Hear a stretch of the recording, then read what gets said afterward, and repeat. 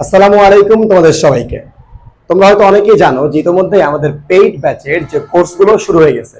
তো অফলাইন এবং অনলাইন দুইভাবেই চলতেছে। তো এর মধ্যে আমি একটা ডিসিশন নিলাম যে I took a decision and that is, দেখবা যে তোমাদের এইচএসসি 26 or 27 এই বইতে নতুন বইটা এর আগের তুলনায় অনেকগুলো পোয়েম বেশি দেওয়া হয়েছে। আমি কাউন্ট করে দেখেছি মোটামুটি 14 থেকে 15টা কবিতা আছে এখানে। আর এর আগের বই যেটা ছিল তোমাদের সেখানে শর্ট সিলেবাস এইচএসসি 24 এর ক্ষেত্রে শর্ট সিলেবাস মাত্র 6 থেকে 7টা পোয়েম ছিল। তার মধ্যে খুব ইম্পর্টেন্ট 4-5টা পোয়েম মাত্র শিক্ষার্থীদের পড়তে হয়েছে। বাট এবার অনেক অনেক ইম্পর্টেন্ট পোয়েম তোমাকে দিয়েছে এবং এই পোয়েমগুলো রয়েছে ডিপার মিনিং। তা বুঝতে হলে তোমাকে অবশ্যই ক্লাসগুলোতে দেখতে হবে খুব ভালো করে মনোযোগ সহকারে।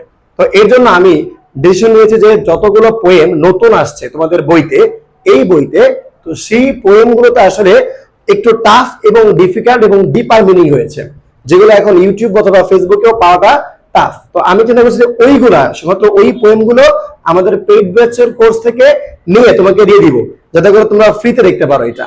এবং তুমি যদি আমাদের পেইড ব্যাচে ভর্তি হয়ে যাবে, এইভাবে প্রত্যেকটা পোয়েম তোমাকে ব্যাখ্যা এবং বিশ্লেষণ সহ ওই পোয়েমের লিটারারি টার্ম, সাহিত্যিক বিষয় যেমন সিমিলি, মেটাফোর সবকিছু শেখানো হবে। তো আজকে আমরা একটা পোয়েম শিখবো এবং সেটা হচ্ছে অ্যালন, মায়া অ্যাঞ্জেলোর লেখা। এটা উচ্চারণটা কি বলতো? অনেকে বলে অ্যাঙ্গেলো বা সেই, উচ্চারণ হচ্ছে মায়া অ্যাঞ্জেলো। উচ্চারণটা কি হবে?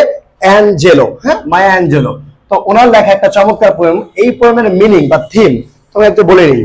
তো থিম এবং সামারির মধ্যে কিন্তু একটা ডিফারেন্স রয়েছে, এবং তোমরা যারা এই ডিফারেন্সটা জানো তারা কমেন্ট আমাকে বলবা। পোয়েম এবং পোয়েমের মধ্যে থিম বা সামারি আসতে দেখা যায়। তার থিম কি আর সামারি কি? What is the difference between theme and summary? তোমার জানা থাকলে তুমি অবশ্যই কমেন্ট করে ফেলো। এবং একটা বিষয় হচ্ছে যে এইখানে পোয়েমটা শুরুর আগে তোমাকে বলে দিই, এই পোয়েমটা আসলে কবি কি নিয়ে লিখেছেন। এই পোয়েমটা কবি লিখেছেন হচ্ছে, মানুষ কখনোই একার টিকে থাকতে পারে না, মানুষের প্রয়োজন অন্যের সাহায্য বা অন্যের ভালোবাসা। একটি সুসম্পর্কের মাধ্যমে আসলে পৃথিবী চলে, মানুষ জাতি সুখী হয়। এই এই বিষয়টাকে এই মাথায় রেখে এই থিম দিয়ে আসলে কবিতাটা লেখা। তো দেখো, লাইন থিঙ্কিং, তো বলছে কি শুয়ে শুয়ে ভাবছিলাম। কবি একদিন কি শুয়ে শুয়ে ভাবছে, দেখো তার কত চিন্তা ভাবনা। তো তখন বলতেছে লাস্ট নাইট, গত রাতে সে শুয়ে শুয়ে ভাবছিল মানুষকে নিয়ে, মানুষের জীবনকে নিয়ে। তো দেখো, how to find my soul a home, তো কিভাবে আমার আত্মার জন্য একটি নিবাস শান্তি পাই। ঠিক আছে, নিবাস মানে ঘর। তো এখানে বলছে কি যে একটা তার নিজের আত্মার জন্য কেমন শান্তির একটা ঘর প্রয়োজন, বা কোথায় সে খুঁজে পাবে একটা শান্তির ঘর। তো where water is not thirsty, যেখানে পানীয় কিনা, যেখানে পানির কোনো তৃষ্ণা নেই। বুঝতে পারছো কত ডিপার মিনিং? পানির কোনো তৃষ্ণা নেই, মানুষের কি তবে তৃষ্ণা আছে। তৃষ্ণাটা কেমন? যে মানুষ অন্যের সাহায্য চায়, মানুষ অন্যের ভালোবাসা চায়। একে অপরের সাহায্য ছাড়া এই সমাজে টিকে থাকা মুশকিল বা যায় না। তো এখানে বলছে where water is not thirsty, যেখানে পানির তৃষ্ণা নেই। তো and bread loaf is not stone, আর রুটি পাথর নয়। এখানে আসলে রুটি পাথর কিভাবে হয়, আসলে এখানে মেন করতেছিল যে অখাদ্য। এখানে পাথর দ্বারা কি মেন করছিল? অখাদ্য। যে রুটি পাথর নয়, অখাদ্য খাওয়া যায় না, এরকম ব্যাপারটা। তো I came up with one thing, দেখো এখানে কিন্তু কেম আপ এটা একটা গ্রুপ ভার্ব। একে কি বলে? একে বলা হয় গ্রুপ ভার্ব। হ্যাঁ, তোমাদের আগের বইতে প্রায় অসংখ্য গ্রুপ ভার্ব আছে, এবং আমি দেখেছি ঘেটে ঘেটে যে এখানে অনেকগুলো গ্রুপ ভার্বের ব্যবহার রয়েছে। দেখছো, একটা ভার্ব এবং একটা প্রিপজিশন মিলে গ্রুপ ভার্ব তৈরি হয়, একে ফ্রেজাল ভার্ব বলা যায়। কি বলা যায়? ফ্রেজাল ভার্ব বলা যায়। So I came up with one thing, খুঁজে পেলাম একটা জিনিস। কি খুঁজে পেয়েছে?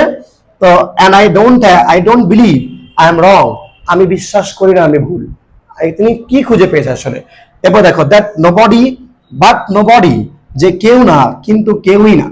এখানে কেউ বারবার একাকিত্ব এবং কেউ না সিঙ্গেলনেসকে আসলে প্রায়োরিটি দিয়েছে, যে মানুষ একা থাকতে পারে না, মানুষের একা হওয়া প্রয়োজন নেই, বা একা থাকতে গেলে সে অনেক মুশকিলে পড়বে এবং তার সহযোগিতা প্রয়োজন।